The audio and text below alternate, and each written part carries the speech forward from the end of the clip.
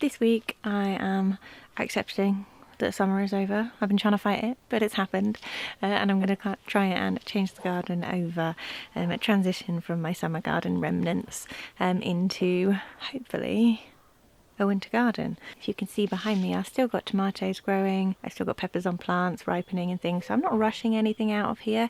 It's not been too cold. It's starting to feel a bit fresh, but we're only just starting to dip down below 10 degrees C overnight, so I think I can get away with it a little bit, but everything is coming to its inevitable end as the plants run out, either by disease or just as it gets a bit chilly.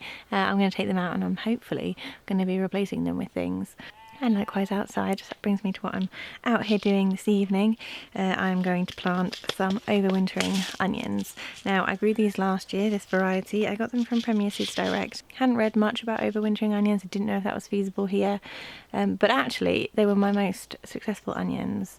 And they have really good flavour. They have way more flavour than any I grew in the spring, and they grew bigger. So I'm going to do that again, and I think I'm going to just plant up whatever is left in this pack. Last year I did one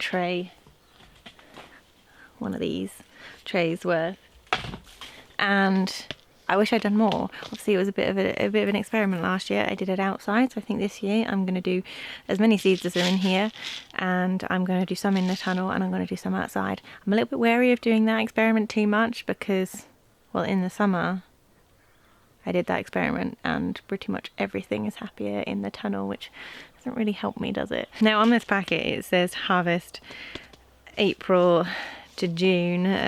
I did not harvest these in April. They were quite small. They did bulk up by June, but I think I have to be ready wherever I put them that, you know, I'm probably going to want to leave them until June, unless having them in the tunnel means that I get to harvest them a bit earlier. So I think it is worth having a go at. I think given the tunnel space up until April is a lot better a prospect in my head than waiting until June to be able to take things out, because I'll probably want other things in the ground in this tunnel by then, like my tomatoes and peppers and things. I'm going to crack on with this today, and then I'll show you what I get up to this week in terms of turning my garden into a winter garden. Today's job, sow some seeds. So last winter I did multi-sow these onions, and then I used some young as spring onions and left some to grow on into full-size onions. But I did find that the ones that I multi-sowed that had 4 or 5 in a clump, they went to seed a lot easier, and the ones that were just left with one onion growing didn't go to seed and got to a much better size. So this year I'm just going to sow 1 or 2, if 2 happen to fall in, seeds per cell, and see how that goes for me this year. Okay, it's a new day. Today's task is to get some of these broad beans in the ground, I think. I'm trying to split up the taking the old stuff out of here and planting new stuff in. I don't know, because I'm trying to give the tomatoes and the peppers as long as I can. I find it more depressing to take the stuff out than to put the new stuff in, so I'm breaking it up. I've done a bit of clearing out of a dead tomato plant in here or dying tomato plant in here, and so now I think it's time to get some of these broad bean plants in the ground. So I started these broad beans from seed back in September in module trays, and they are absolutely busting out and ready to get into the ground. They've just been waiting for me to clear some space in this tunnel. I've not wanted to take any of my tomatoes out until they were done, so the broad beans have just had to wait. I have tried overwintering them outside in the past, and honestly it just didn't go well for me. So this is just to see how they do overwinter in the tunnel. I'm leaving as many of the peppers in as I can, but some of them are starting to go a little teensy bit soft, just on an edge here and there, so I'm taking the green ones if they show any sign of softening up. If they still look good, I'm leaving them out, see if they can make them red. Some of them are turning, but I think it's going to be a lot of green peppers, which, you know, seeds didn't start till April this year, and it's mid-October now, so are still pretty good, and I'll just start them earlier next year. So then I think I've got a good chance of doing a good harvest of fully ripe peppers next year. But otherwise I'm going to leave these peppers alone for a little bit. But that bit back there where I had the cucumbers that I've taken out, I think is going to be my next bit to get properly cleared so I can get some of these brassicas in. These are some cauliflowers that I sowed, I think, back at the end of August. Again, overwintering them in the tunnel was a bit of an experiment. I've also got some Brussels sprouts, some calabres and some kale to go in over winter, so we'll see how each of those do. I've popped a layer of compost over this area. These were new no-dig beds that we made when the polytunnel went in this year. So I'm trying to be really generous with the organic matter in here, knowing that I'm, growing in this space all year round. Okay, it's a new day yet again, and today I'm doing, I think, my favourite planting job for overwinter, and that is garlic. So I've got a load of garlic cloves here. I am going to put them in the ground today.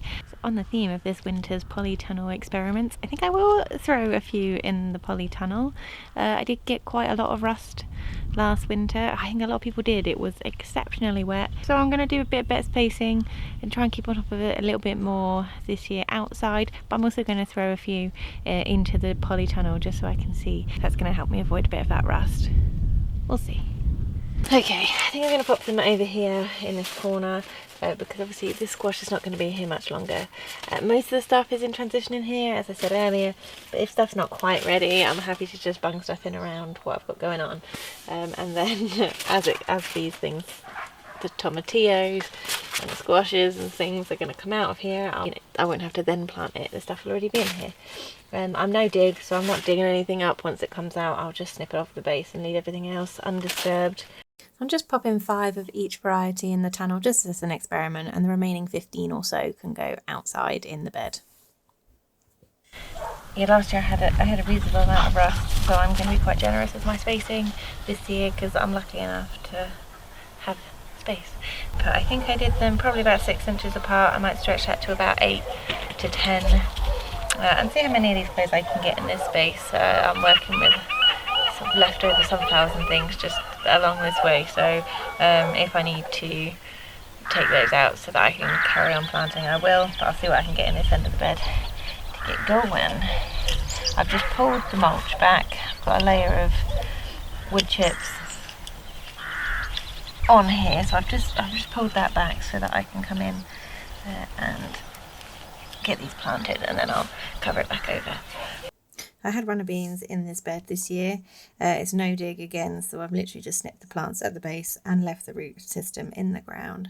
So I'm just popping my fork in, pulling back the soil, and then just sliding the garlic clove in behind the fork, root end down, and disturbing the soil as little as possible.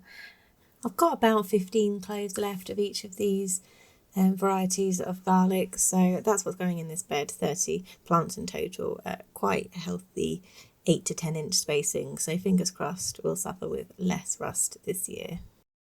Then it's just a matter of raking the mulch back over the top, and I will leave these to it for a while.